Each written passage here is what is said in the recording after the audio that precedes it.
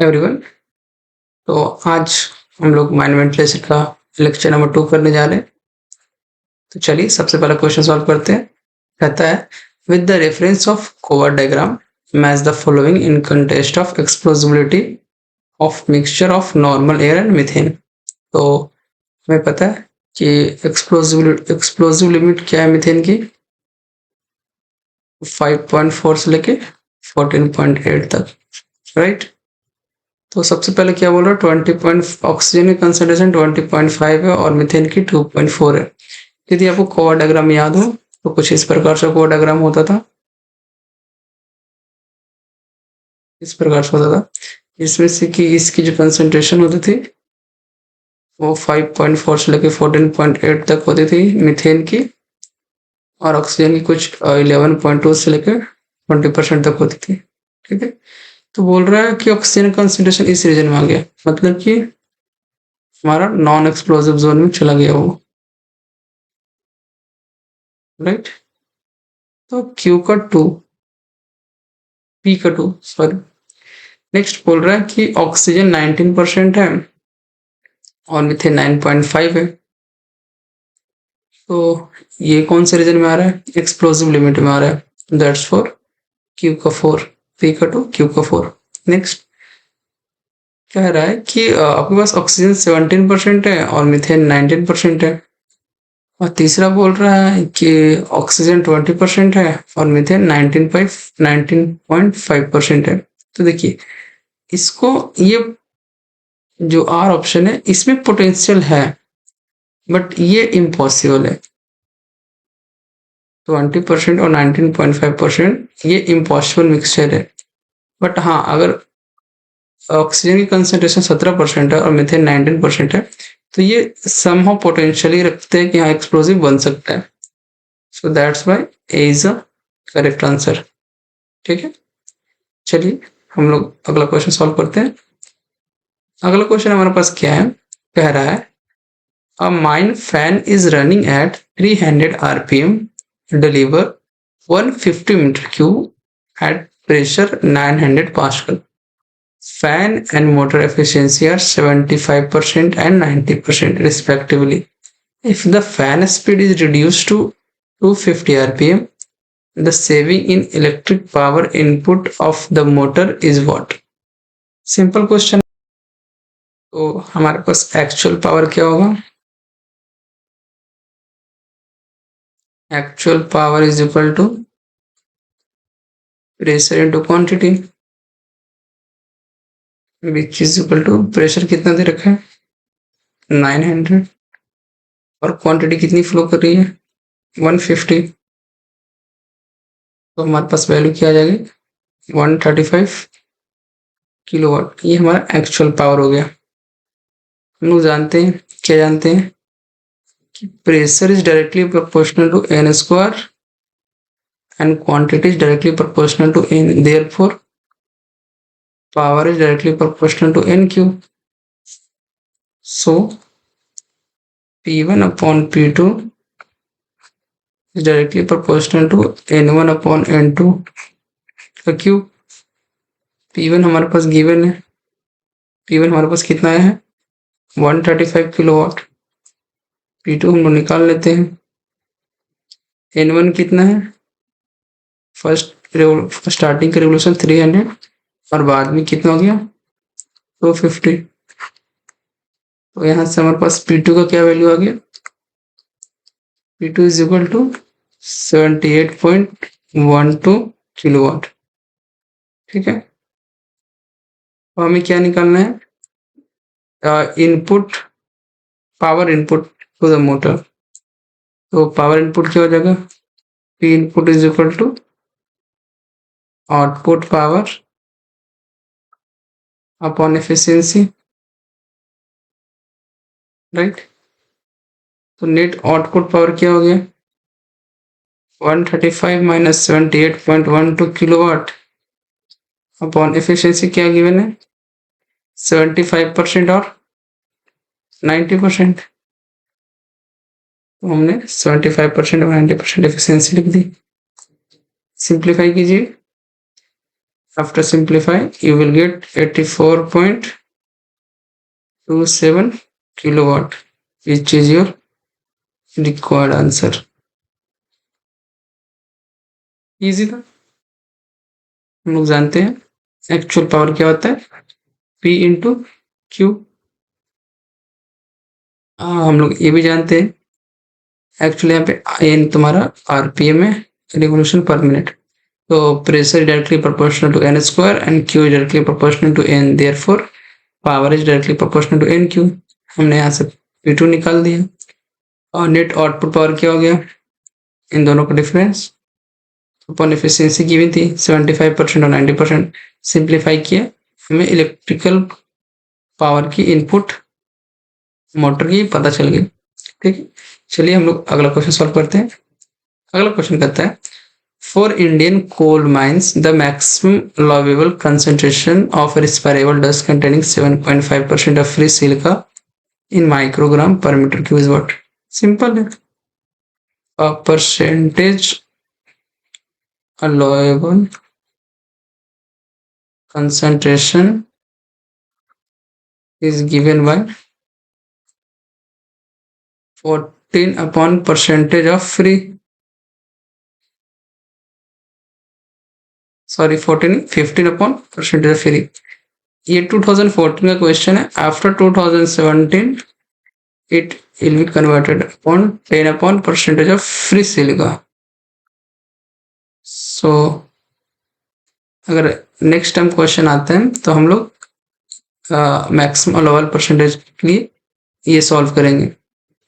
But according to 2014 हमारे पास value क्या हो जाएगी 15 upon 7.5, so which is equal to 2।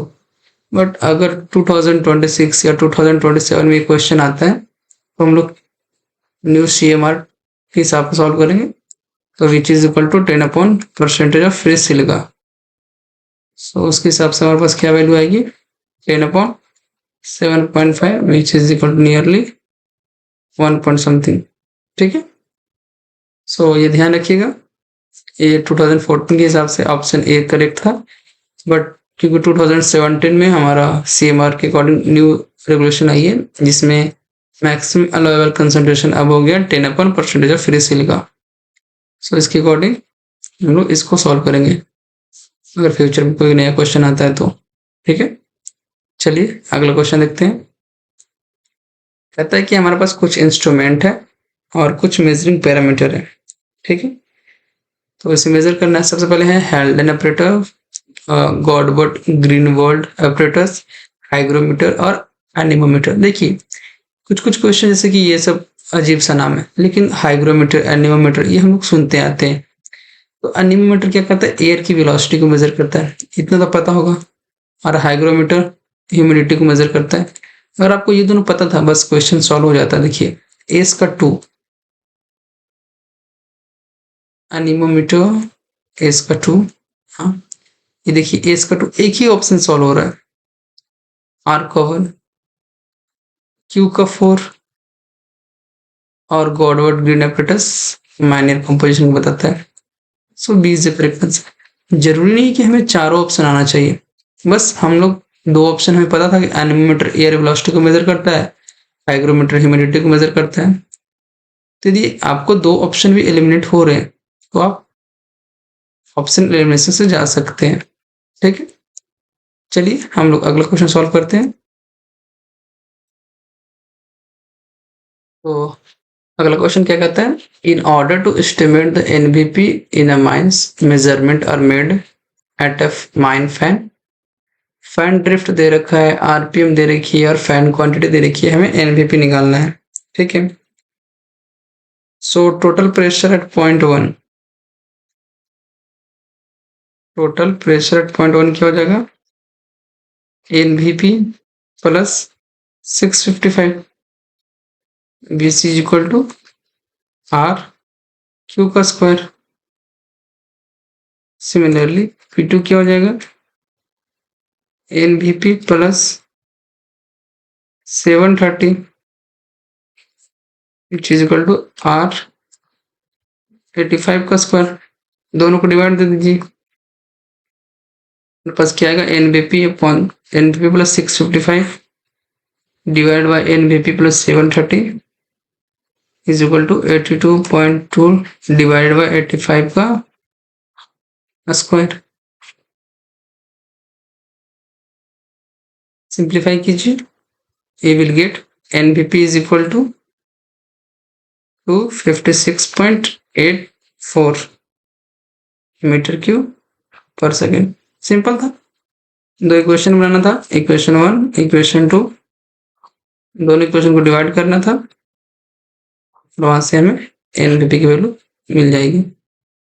Integer type था, सो एनबीपी की वैल्यू क्या आई 256.84 मीटर क्यूब पर सेकेंड। ठीक है, एक्चुअली पास्कल में पूछ रखा था तो मीटर क्यूब पर सेकेंड नहीं आएगा, आपको सिर्फ ये इंटीजर वैल्यू पुट करनी थी 256.84। ठीक है, इसको इग्नोर कीजिए, इससे भी। ठीक है, चलिए अगला क्वेश्चन हम लोग सॉल्व करते हैं। कहता है pressure characteristic of mine fan is given by P is equal to minus 0.06 Q square plus 400 where P is the pressure, Q is the quantity and R is the resistance of this।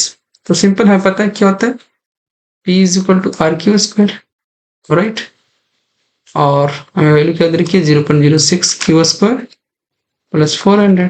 ठीक है, R की value क्या है 0.19, Q square is equal to minus 0.06 Q square plus 400।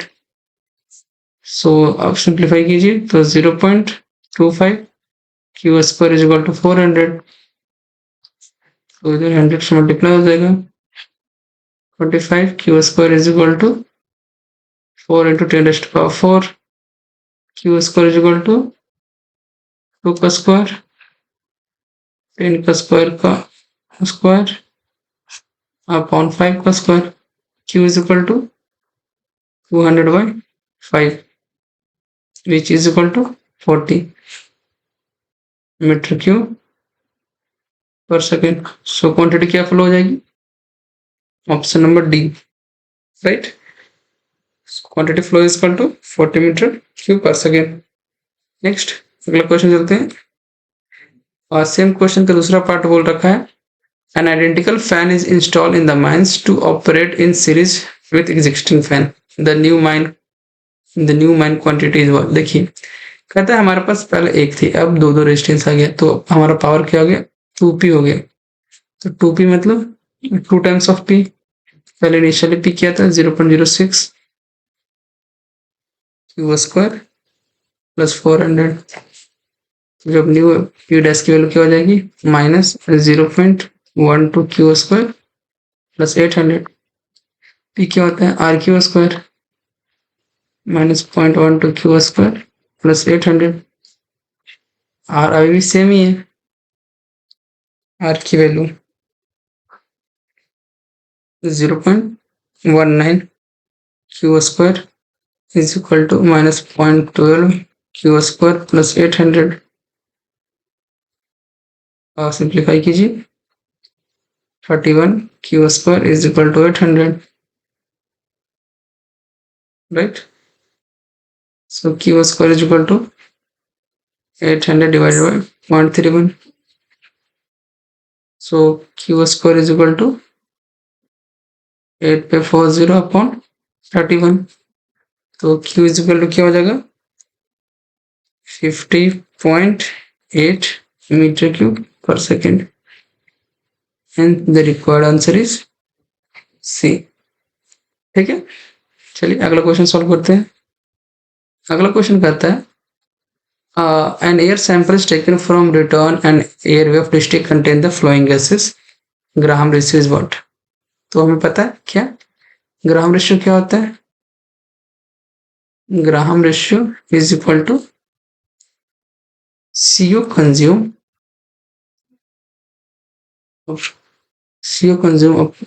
On O2 consume, मतलब कितना CO consume हुआ और कितना O2 कंज्यूम हुआ। तो ग्राहम रेशियो निकालिए, तो इनिशियली CO क्या था 0, और फाइनली CO क्या है 0.02। इनिशियली O2 क्या था, हमारे पास इनिशियली O2 का कंसंट्रेशन नहीं गिवन है, फाइनल कंसंट्रेशन गिवन है।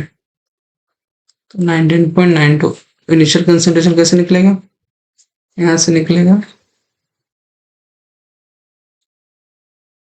तो हमारे पास इसका फॉर्मूला पता है, क्या होता है 0.265 in final minus O2 final, right. तो 0.02 अपॉन 0.265 इन फाइनल की वैल्यू गिवन है 78.49 माइनस 19.92, राइट। इसको सिंप्लीफाई कीजिए, आपके पास वैल्यू आएगी 2.3, राइट। एक्चुअली हमारे पास होता है CO final minus CO initial upon O2 final minus O2 initial. अब O2 फाइनल को एस्टिमेट करने का एक और तरीका क्या है, 20.95 अपॉन 79.8 नियरली मीन्स ऑक्सीजन का स्टैंडर्ड कंसंट्रेशन और नाइट्रोजन का स्टैंडर्ड कंसंट्रेशन और इनटू नाइट्रोजन का फाइनल कंसंट्रेशन। तो इससे हमें क्या होता है, ऑक्सीजन का फाइनल कंसंट्रेशन मिल जाता है, दैट इज 0.625 टाइम्स नाइट्रोजन का फाइनल कंसंट्रेशन। सिंप्लीफाई कीजिए, मेरे पास ग्राम रेशियो आ गई 2.3। ये क्या इंडिकेट करता है, ये इंडिकेट करता है एक्टिव फायर, एक्टिव फायर, ठीक है। चलिए अगला क्वेश्चन देखते हैं। कहता है कि mean temperature of 450 dip down का shaft is 29 degree centigrade and that of up का shaft is 37 degree. The height of motive column is what? तो हमें पता है height of motive column क्या होता है, TU minus TD upon TD into depth. So TU और TD का डिफरेंस कितना है 8 और डाउन कास्ट कितना है 273 प्लस 29 इंटू डेप्थ कितना है 450। सो हमारे पास हाइट ऑफ मोटिव कॉलम क्या हो जाएगी, H is equal to 8 into 450 divide by 302 which is equal to 11.6 meter. So required height of motive column is 11.6 meter. So height of motive column is given by TU minus TD upon TD into depth. TU upcast का temperature, TD downcast का temperature, इसको खेल में लेते हैं, ठीक है। चलिए अगला क्वेश्चन देखते हैं।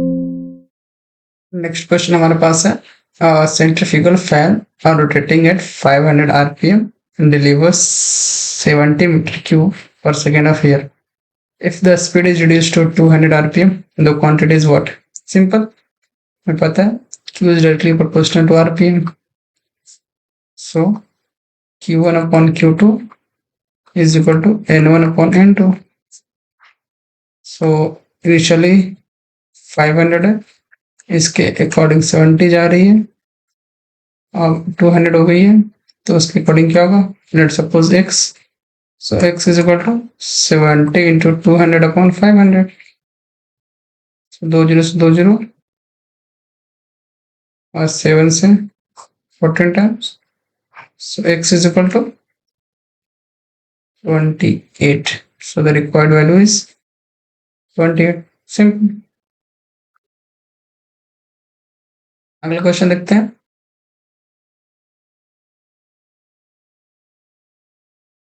अगला क्वेश्चन हमारे पास है A flammable mixture has 70% methane, 30% carbon monoxide. The lower flammability of these gases are 5% and 13% respectively. Find the lower flammability limit, तो हमें पता है lower flammable limit is equal to 70 plus 30 divided by 70 by 5 plus 30 by 13, तो हमारे पास क्या आ गया 100 14 plus 30 by 13 क्या हो जाएगा 2.307। सो इसको सिंप्लीफाई कीजिए 100 upon 16.307, after simplifying you will get 6.3. so lower limit of explosibility flammability is 6.13। ठीक है, इजी क्वेश्चन था। इसका फॉर्मूला होता है summation of V I upon X I, lower flammability limit, right. Simple formula याद करना, आप क्वेश्चन को इजीली टैकल कर सकते हो। नेक्स्ट क्वेश्चन देखते हैं।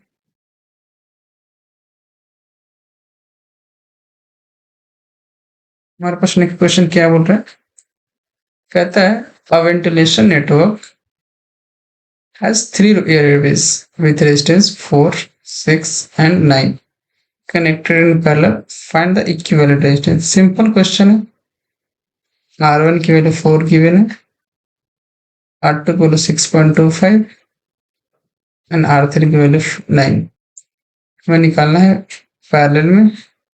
तो पैरेलल पे R इक्विवेलेंट क्या होता है 1 upon R equivalent is equal to 1 upon root R1, 1 upon root R2, 1 upon root R3, 1 upon root 4, 1 upon root 6.25, 1 upon root 9। इसको सिंप्लीफाई कीजिए, 1 upon root R equivalent is equal to 1 upon 2, 1 upon 2.5 और 1 upon 3। सो इसको simplify कीजिए, root R equivalent is equal to क्या हो जाएगा हमारे पास 1 अपन R equivalent पर निकाल लेते हैं, तो इसकी value 0.5 plus 1 divide by 2.5 which is equal to 10 by 25 which is equal to 0.4 plus 0.33, तो क्या हो जाएगा 1.23 1 upon root R equivalent, root R equivalent क्या हो जाएगा 100 upon 123। So on solving R equivalent is equal to 0.66। so the required resistance of a network in parallel is 0.66। ठीक है, simple easy था, one of the easiest question. ये हमारा series का last question है, 2025 का क्वेश्चन है। कहता है in the deep clearing face of an underground coal mine both wet and dry bulb temperature are 30 degree. So relative humidity is what. देखिए क्या कहता है कि ड्राई बल्ब का टेम्परेचर और वेट बल्ब का टेम्परेचर बराबर हो गया है। सो रिलेटिव ह्यूमिडिटी क्या होगा, तो हमें पता है relative humidity is equal to 100 minus 7 times dry bulb temperature minus wet bulb temperature. Since dry bulb temperature और वेट बल्ब टेम्परेचर सेम है, therefore relative humidity is 100%। so the required answer is D। I hope ये lecture समझ में आया होगा। बने रहिए, अगला लेक्चर हम लोग ग्राउंड कंट्रोल पे लाएंगे। तब तक के लिए क्वेश्चन लगाते रहिए, प्रैक्टिस करते रहिए। कोई भी डाउट हो क्वेश्चन कमेंट बॉक्स में पूछिए, अदरवाइज आप मेरे को मेल कर सकते हैं, मेरे मेल आईडी है। ठीक है, चलिए फिलहाल के लिए आज के लिए इतना ही, मिलते हैं अगले लेक्चर में।